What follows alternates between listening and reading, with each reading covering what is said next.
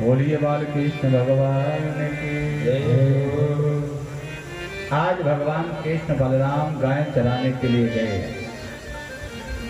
और जंगल में गए। अघासुर नाम का एक दैत्य आया अजगर के रूप में। रास्ते में जिस रास्ते से कन्हैया निकलते थे उसी रास्ते में अपना मुंह खोल करके बैठ गया। और जैसे ग्वाल बाल आए, ग्वाल बालों ने वो उसका खुला हुआ मुंह देखा, आपस में चर्चा करने लगे, भैया कल हम इसी रास्ते से आए थे तो यहाँ कोई गुफा नहीं थी, और आज ये इतनी सुंदर गुफा किस राजा ने बनवा दी। एक ग्वाला कहने लगा, भैया चल करके तो देखो अंदर। आज ग्वाल बाल सारे के सारे अघासुर के मुंह में चले जा रहे हैं, और जैसे ही अंदर जाते हैं उसकी जीभ पर पैर रखते हैं तो आपस में चर्चा करते हैं, भैया यहाँ तो डल्लब के गद्दों की व्यवस्था है, बहुत सुंदर गुफा बनाई। चले जा रहे हैं, कन्हैया रोक रहे हैं, मत जाओ, लेकिन किसी ने नहीं सुनी, सारे ग्वाल बाल चले गए। अघासुर प्रतीक्षा कर रहा है कि जिसको मैं मारने के लिए आया था वो तो आया ही नहीं। भगवान ने कहा, जब जहां मेरे भक्त गए तो वहां मुझे जाने में कौन सी दिक्कत है। जैसे ही भगवान ने पैर रखा उसके मुंह में, उसने बंद करना चाहा मुंह, भगवान ने अपनी बांसुरी लगा दी।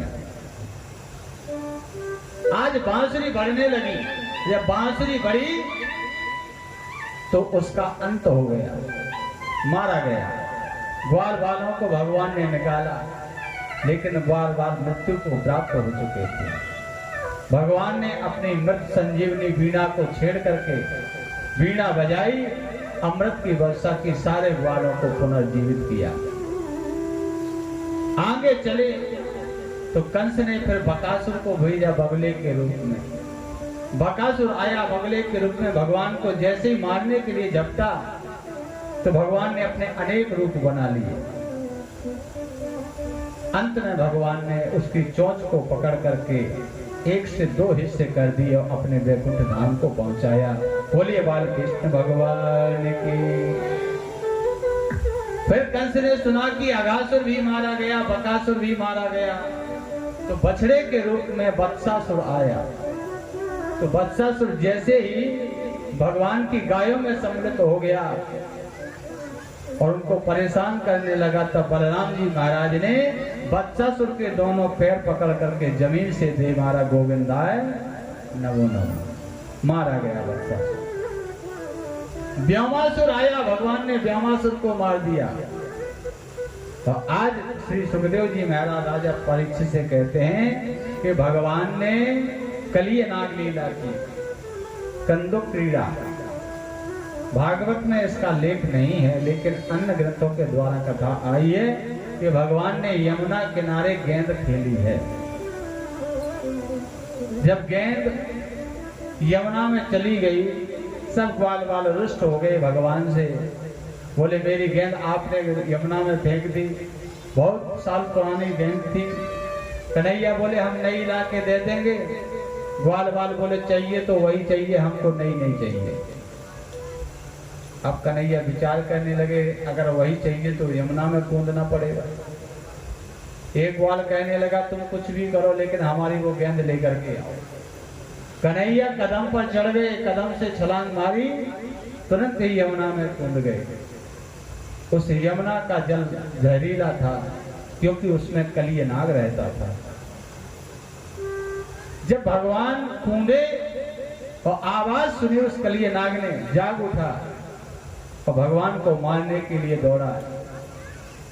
भगवान से युद्ध हुआ, अंत में भगवान ने उसको परास्त किया और उसी के सिर पर नाचते हुए भगवान आज यमुना जल से ऊपर आए। सबने देखा, भगवान को प्रार्थना करने लगे, कन्हैया बाहर आ जाओ। कन्हैया ने कलियनाग से कहा कि तुमको यमुना में नहीं रहना है। कलियनाग कहने लगा, प्रभु अगर मैं यमुना छोड़ करके जाऊंगा तो मेरे प्राण सुरक्षित नहीं है। बोले क्यों? क्योंकि गरुड़ जी महाराज मुझे आघात लगाए बैठे हैं, मेरा इंतजार कर रहे हैं कि कब कलियनाग आएगा, कब मैं उसका भक्षण करूं। आज अपनी पूरी कथा कलियनाग ने भगवान को सुनाई कि जब मैं जम्बू द्वीप में रहता था और नागराज का मैं जो राजा, एक दिन ब्रह्मा की सभा में विचार हुआ, गौड़ जी ने प्रस्ताव रखा कि मुझे हर अमावस्या पूर्णिमा को एक बलि चाहिए नाग की। तब ब्रह्मा जी ने निर्णय किया था कि पूर्णिमा और अमावस्या को बलि तो नहीं दे सकते हैं, लेकिन हम कहते हैं कि प्रति अमावस्या को एक नाग की बलि गरुड़ को दी जाए। लेकिन संयोगवश में उस प्रण को भूल गया, ब्रह्मा जी के उस वचन को भूल गया और मैंने एक अमावस्या उस बलि को देना बंद कर दिया, जिससे गरुड़ जी महाराज नाराज हुए। उन्होंने हमारा पीछा किया मारने के लिए। तो बोले जब पीछा किया तो तुम्हें यहाँ क्यों नहीं मार पाए? बोले प्रभु यहाँ एक कुंड है। एक बार गरुड़ जी महाराज इसी कुंड में एक मछली को निगल रहे थे। उसी समय सौभरी ऋषि आ गया। सौभरी ऋषि ने मना किया गरुड़ जी को, गरुड़ जी तो मछली को छोड़ दो, लेकिन गरुड़ जी ने उस मछली को नहीं छोड़ा। तब सौभरी ऋषि ने श्राप दे दिया था कि गरुड़ तुम अगर कभी भी इस कुंड में आओगे तो तुम्हारी मृत्यु हो जाएगी। उसी दिन से गरुड़ जी महाराज इस कुंड में नहीं आते। तो मुझे बचने के लिए इस कुंड के अलावा कहीं जगह भी नहीं है। भगवान ने कहा तुम चिंता मत करो, तुम्हारे मस्तक पर जो हमारा पद चिन्ह बन चुका है, इसको देख करके गरुड़ जी तुम्हारा भक्षण नहीं करेंगे, तुम्हें मृत्यु दंड नहीं देंगे। और आज वही कलियनाग यमुना को छोड़ करके अपने वापस रमरत द्वीप पहुंच गए। और कलियनाग के जाते ही यमुना का जल स्वच्छ हो गया। नहीं तो जो भी गाय उस जल को पीती थी वो मृत्यु को प्राप्त हो जाती थी। जो भी पंछी वहां से निकलता था उस जहर की भाप से वहीं गिर करके मर जाता था। आज कन्हैया बाहर आए, सबने कन्हैया को गले से लगाया। श्री सुखदेव जी महाराज कहते हैं, राजन भगवान ने एक मर्यादा बचाने के लिए लीला की। वो कौन सी लीला? चीर हरण लीला। सारे ब्रज की गोपिकाएं एक साथ भगवान का पूजन करने के लिए यमुना में रात्रि में प्रातः काल ब्रह्म मुहूर्त में 4 बजे भगवान का पूजन ध्यान करने के लिए यमुना के किनारे पर जाकर के निर्वस्त्र होकर स्नान करके कात्यायनी देवी का पूजन करते थे। हेमंते प्रथमे मासे नंद ब्रज कुमारिका चेरु हविष्यं भुंजाना कात्यायन अर्चना व्रतम। हेमंत ऋतु में कार्तिक के महीने में आज गोपिकाएं भगवान को पाने के लिए देवी कात्यायनी का व्रत कर रही हैं। माताओं से अनुरोध है कि कोई भी व्रत करो पहले उसके नियम जान लो। केवल भूखा रहने से व्रत नहीं होता है। व्रत का मतलब होता है संकल्प, और संकल्प का मतलब होता है आपके मन का विचार। भगवान के सामने जो तुम्हारी मनोकामना है उसको रखना ही संकल्प कहा गया है, और संकल्प का मतलब ही व्रत है। अच्छा एक बात बताओ, व्रत में और उपवास में कितना अंतर है? आप लोग व्रत राती के उपवास राती बताओ, बोलो भैया बोलो, व्रत रहती हो कि उपवास रहती हो? जैसे एकादशी व्रत और तीजा उपवास है कि व्रत है? व्रत ही है। उपवास की कहां बोला? व्रत ही कहां बोला? तो उपवास अलग है और व्रत अलग है। उपवास का मतलब है कि शरीर को स्वस्थ निरोग रखने के लिए किया जाता है, और व्रत हमें अपनी मनोकामना को पूरी करने के लिए किया जाता है। अब व्रत कैसे करना चाहिए? अब व्रत ऐसे नहीं करना चाहिए कि आत्मा कह रही कि भोजन कर ले गए तो लगी है कि लड़का को ब्याह नहीं हो, फिर तो ब्याह कहाँ रह रहे थे। क्या करोगे? एक जने आई, तीजा की चल रही थी पूजा, अब तीजा दिन भर रही बिना जल के, तो पंडित जी पूजा कर रहे, माँ भी सिर पटक रहे। पंडित जी ने पूछी, देवी क्या हुआ, क्या तकलीफ है? देवी जी कहने लगे कि दिन भर हो गई डरे डरे, ओ तीजा तोरे पाँव परे। बोले महाराज दिन भर डरे डरे निकालो, जल्दी पूजा करो, भोजन की आस है, भोजन भूख लगी है ज्यादा। व्रत वही श्रेष्ठ है जो कि भूख की इच्छा ना हो, याद रखो। व्रत वही श्रेष्ठ है जिसमें भूख की तनिक भी इच्छा ना हो।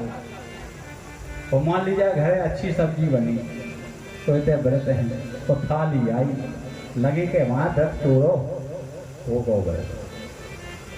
आत्मा अगर साथ देती है, आत्मा गवाह देती है व्रत के लिए, तब तो व्रत करो। दूसरा नियम है, मान लीजिए पति देव कह रहे कि व्रत ना रहो, तुम्हारी तबीयत ठीक नहीं रहा, तुम बीमार हो जाती, तो तुम जबरदस्ती व्रत ले रही, तो व्रत खंडित हो जाता है।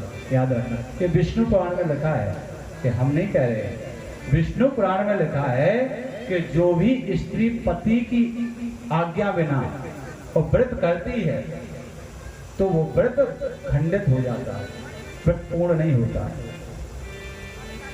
पति की आज्ञा लो कि हम व्रत रहें कि नहीं रहें, पतो चलो तुम व्रत रह रही, दिन भर पति देव का चूल्हे में पोंछा लगाने पड़ रहा, अब कह रहे हैं कि हमसे कछु होते ही नहीं है। बिना पति की आज्ञा के व्रत करना श्रेष्ठ नहीं बताया गया है, उसका खंडन हो जाता है, व्रत नष्ट हो जाता है। दूसरा नियम, अगर आप लोग व्रत करती हो तो दिन में कभी सोना नहीं चाहिए, क्योंकि सोने से व्रत नष्ट हो जाता है। कभी भी यह व्रत अगर आप लोग रखे हो तो कोई भी हंसी मजाक नहीं करना चाहिए, व्रत खंडित हो जाता है। शब्दों पर विशेष ध्यान दो। तीसरा नियम है कि अगर आप व्रत हो तो व्रत में मौन रहो। मौन ऐसे ना रहो कि पति देव भोजन खा जा कहियो हम तो मौन है, ऐसे मौन नहीं रहना। कम से कम बोलो, सत्य भाषण बोलो, झूठ नहीं बोलना चाहिए व्रत में। झूठ बोलने से व्रत नष्ट हो जाता है, व्रत खंडित हो जाता है। तीसरा नियम है कि कभी भी, चाहे वो मनुष्य हो चाहे वो स्त्री हो, जल में निर्वस्त्र होकर के स्नान नहीं करना चाहिए, इससे भी व्रत नष्ट हो जाता है। चौथा नियम, कभी भी व्रत में किसी दूसरे व्यक्ति को दृष्टि भर करके देखना नहीं चाहिए, इससे भी व्रत नष्ट हो जाता है। कभी भी व्रत रहते समय पति भोजन कर रहे हैं तो साथ में, जब तक पति भोजन करे तब तक साथ में बैठना चाहिए, तब आपका व्रत पूरा माना जाएगा। पति की सेवा करना चाहिए, पति से कटु वचन नहीं कहना चाहिए, तो यही व्रत का नियम है। तुम व्रत कर रहे हैं, पति देव भूखे बैठे, वे रोटी मंगा रहे हैं और आवाज दे रहे, परस लो, हमें रच देगा, बोलती क्या नहीं? इतने की माता तो बहुत अच्छी है, हम तो अन्य जगह की बात कर रहे हैं, बुरा नहीं मानना, राधे राधे बोलो, नहीं तो के कल से कथा सुन रहे वर नहीं जाना। मतलब कहने का ये, मैं सबकी बात नहीं कर रहा हूँ, कई जगह ऐसा देखा है, तो मैं आप लोगों को बताऊं कि नियम क्या है व्रत करने के। जब तक पति की आज्ञा हो व्रत नहीं करना चाहिए। आज गोपिकाएं व्रत तो कर रही हैं भगवान को पाने के लिए, लेकिन नियम नहीं पता है। प्रातः 4 बजे जाती हैं, जल में निरस्त होकर के स्नान करती हैं। भगवान को पता लगा इनकी जिंदगी निकल जाएगी, लेकिन हम प्राप्त नहीं होंगे, क्योंकि नियम नहीं है।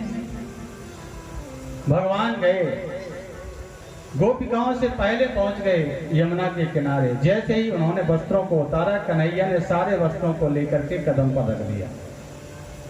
स्नान करके जब वापस आई, देखा कि किनारे पर वस्त्र नहीं है। घबरा गई, वस्त्र कौन ले गया। एक गोपी की दृष्टि गई, कन्हैया कदम पर बैठे हैं, हाथ जोड़ करके जल में हाथ जोड़ रही, कह रही कन्हैया मेरे वस्त्रों को दे दो। कन्हैया कहने लगे क्यों, बिना वस्त्रों के बाहर आ जाओ। कन्हैया हम कैसे आएंगे, मुझे लाज आती है। कन्हैया बोले जैसे गई थी वैसे आ जाओ।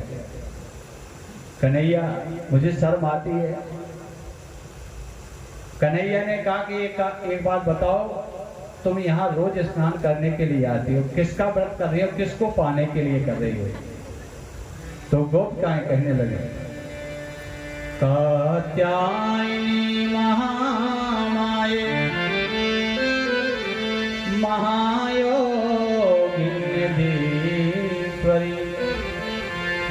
नंद गोप सुतम देवी पतिम में कुरुते नमः। प्रभु मैं किसी को पाना नहीं चाहती, मैं आपको पाने के लिए कात्यायनी देवी का व्रत कर रही हूँ। कन्हैया कहने लगे ऐसे ही व्रत करती रहो तो मिल गए। एक गोपी कहने लगी प्रभु मैं तो अनपढ़ हूँ, गंवार हूँ, कुछ जानती नहीं हूँ, व्रत के नियम नहीं जानती हूँ, लेकिन प्रभु आप जो नियम बताएंगे मैं वही नियम करूंगी, आज मेरे इस अपराध को क्षमा कर दो।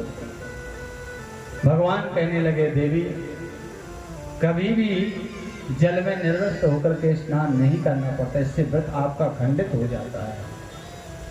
भगवान ने समझाया, वस्त्रों को दिया, गोपिकाएं वापस अपने अपने घर आई। जो भी इस श्लोक से जप करेगा, जिस कन्या का विवाह ना होता हो, कात्यायनी महामाये महायोगिनी धीश्वरी नंद गोप सुतम देवी पतिम में कुरुते नमः। अगर बेटी के विवाह में विलंब हो रहा हो, घर भर नहीं मिल रहा हो, तो निश्चित जो भी कन्या इस श्लोक का जाप करेगी, इस मंत्र का जाप करेगी, 41,000 जाप केले के पत्ते पर बैठ करके पीले वस्त्र धारण करके पीला प्रसाद लगाए और इस व्रत को करे, पीला भोजन करे, तो निश्चित है कि 21 दिन का ये व्रत होता है और 21 दिन लगातार इस जप को करे, 41,000 जप करके इसका हवन करे, तो निश्चित ही उस कन्या को सुयोग वर की प्राप्ति होती है। श्री सुखदेव जी महाराज कहते हैं जैसे इंद्र को अभिमान हुआ कि मेरी पूजा होती है, तो मैं ही इस संसार का विधाता हूं, मैं ही भगवान हूं। जब भगवान ने देखा कि इंद्र को अभिमान हो गया, एक दिन पूरी पकवान की सुगंधी आई। पूरी पकवान की जब सुगंधी आई तो भगवान के अपने नंद बाबा से पूछने लगे, बाबा कर्तता में पिता कोयम संभ्रमो वा उपागता किम फलम कास्योद्देश्य केन वा साध्यते मखा। बाबा अपने घर में ये पूरी पकवान क्यों बन रहे हैं, कौन से भगवान की पूजा होने जा रही है। नंद बाबा कहने लगे, बेटा परजन्यो भगवान इंद्रो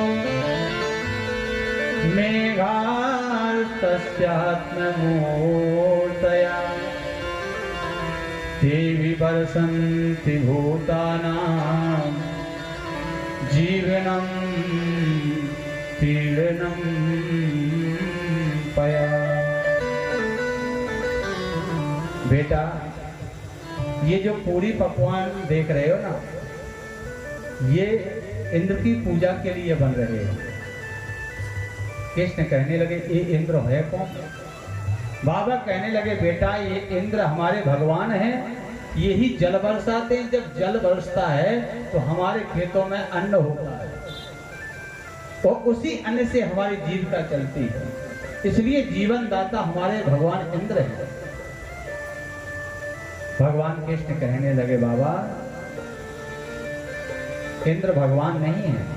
जिस प्रकार से हर प्राणी अपना कर्म करता है उसी प्रकार से इंद्र भी अपना कर्म करता है जल बरसाने का। कर्मणा जायते जंतु कर्मणे विलीयते, सुखम दुखम भयं क्षेमं कर्मणे विपज्यते। बाबा हम अपना कर्म कर रहे हैं, हम जो बेटे का कर्म है वो बेटा करता है, जो पिता का कर्म है वो पिता करता है, जो पत्नी का कर्म है वो पत्नी करती है, जो बेटी का कर्म है वो बेटी करती है। बाबा सब इस संसार में कर्म करने के लिए आए हैं, तो उसी प्रकार से इंद्र भी अपना कर्म ही कर रहा है, वो भगवान नहीं है। करवो प्रधान विसुर जीवा